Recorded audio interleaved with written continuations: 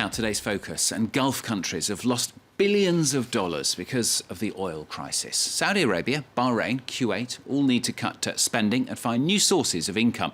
In an unprecedented move, they are mulling over introducing income and VAT taxes while slashing subsidies, despite the risk of antagonising the population. Well, France 24's Miyuki Droz-Aramaki and Sylviane Le Petit have this report. This skyline sprang out of the desert thanks to oil.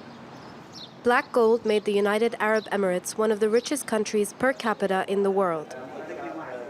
At the Dubai Stock Exchange, traders keep track of the slightest variation in crude oil value.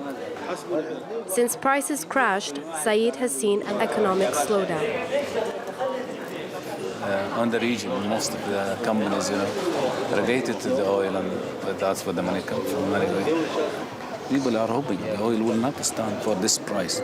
Everybody knows the oil is going up, but we don't know when. With an oil market at $40 per barrel, analysts estimate the loss of income for the Emirati government at $60 billion per year. To make ends meet, it is asking foreigners to pay more. There are new taxes on hotel nights, airports, and expatriate rents. But for the first time, locals also have to take their share. Authorities have slashed important subsidies on fuel, water, and light. Little by little, free public services for Emiratis are disappearing. I don't mind to paying money for the gas if there's saving for my country. But if I'm paying more, they have to give me something. Provide more service. Yes, more service. Before, like any UAE national, these high-end hotel managers wouldn't pay for their water consumption.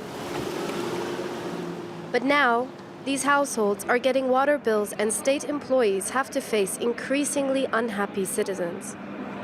The locals, they don't complain about paying water? Too much. Oh, yeah? Like everyday people come in? Yes. And because, the locals guy, they have farms. They have trees, flowers. Ah, so they use a lot of water. Yeah, they use a lot of water, and they pay a lot. A turning point. At Abu Dhabi's oldest commercial bank, What do you think, Tamara? We should do something in the meantime? Employees avidly follow the region's economic news. That morning, Saudi Arabia's Deputy Crown Prince presented large public spending cuts. An unusual speech for a regime legitimized by redistributing its oil and gas income. I think that authorities are very precautious about the social balance between the government and its people. And all these difficult measures, one could even say austerity measures, will be implemented gradually and with an effort towards explaining them to the people. Even the key oil sector is discovering what budget slashes mean and what demonstrations are. In Kuwait 2 weeks ago, employees went on strike for 3 days. They were protesting against wage and benefit cuts. Never before had such an event happened in the region. In the media, oil monarchies announce plenty of economic diversification plans. They dream of living with no oil within 15 years. An unrealistic prediction, says this business journalist. Hope is the big part of it. They're making public spending cuts, but that's going to slow their economies down, and so they're going to find themselves suffering further before they actually find their economies aren't dependent on oil anymore. And this is a problem because a lot of the industries they've moved into remain oil-related.